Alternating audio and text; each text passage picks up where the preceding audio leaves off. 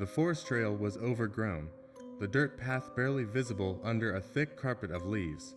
Mia checked her map, frowning.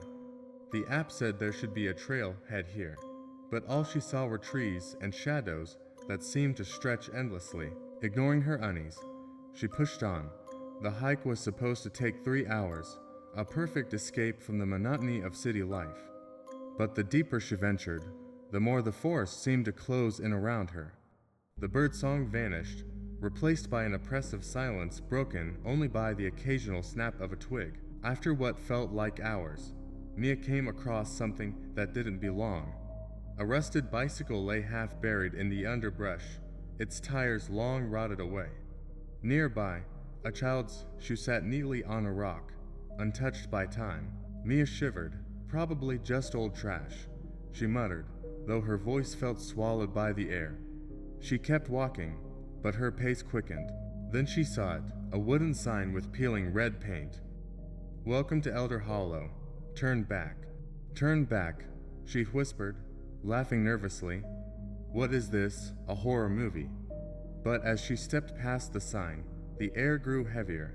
She felt watched. Mia pressed forward, determined to finish her hike.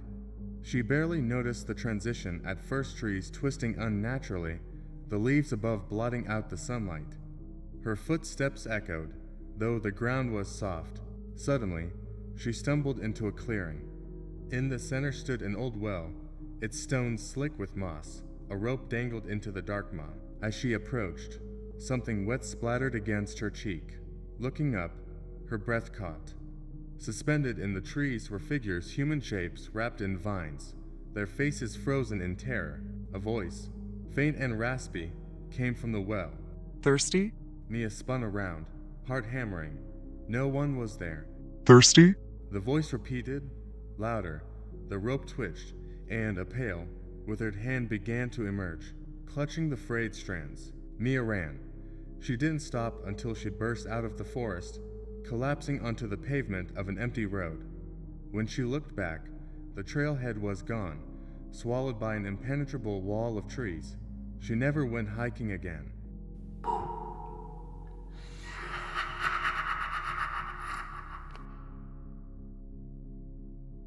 Alex moved into the apartment, knowing it was cheap for a reason.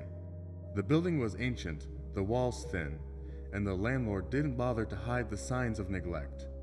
But Alex needed a fresh start, and this place was all he could afford. From the first night, something felt off. His bedroom door wouldn't stay closed. Even after he wedged it shut, he'd wake up to find it slightly ajar. And then there were the sounds, soft creaks and faint whispers that seemed to come from the walls.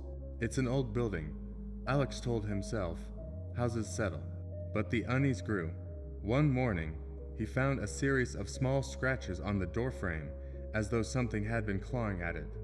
Another night, he woke to the sensation of being watched. He set up a camera in his bedroom, hoping to catch whatever was causing the disturbances. The footage was unsettling. At 3:15 a.m., the door slowly creaked open on its own. A faint shadow passed across the frame, too indistinct to identify. The next day, Alex covered the windows and taped the door shut. He slept with the lights on, clutching a baseball bat. The house was silent, and for a moment, he felt relief. Then the whispering started. "Get out." The voice was faint but unmistakable, coming from the ceiling. Heart pounding, Alex stared upward. A small vent near the corner of the room seemed to breathe, the slats moving as though something were behind them. Suddenly, a face appeared, pale, eyeless, and grinning. Alex screamed, throwing the bat at the vent. It hit the wall with a loud thud, and the face vanished. He didn't sleep that night. The next morning, Alex packed his things and left. He didn't bother breaking his lease or telling the landlord. As he walked away, he glanced back at the apartment building. From the window of his room, the pale face watched him go.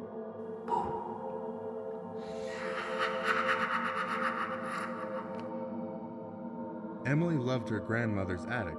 It was a treasure trove of forgotten things, old books, yellowing photographs, and dozens of porcelain dolls that sat silently on their shelves. As a child, she spent hours playing there, oblivious to the eerie stares of the doll's glassy eyes. When her grandmother passed, Emily inherited the house. She decided to clear out the attic, hoping to sell some of the dolls to collectors. One doll, in particular, caught her eye. It was larger than the rest, dressed in a crimson gown with delicate lace trim. Its face was eerily lifelike, with painted lips curled into a faint smile. "Hello, beautiful," Emily murmured, picking it up. As she turned it over, she noticed something strange. Carved into the back of its neck was the name Marion. That night, Emily dreamed of the doll. In the dream, Marion stood at the foot of her bed, her smile wider, her glass eyes glinting with malice. Emily woke in a cold sweat. She laughed it off as stress, but the next day, strange things began to happen. Doors creaked open on their own. Objects moved when she wasn't looking.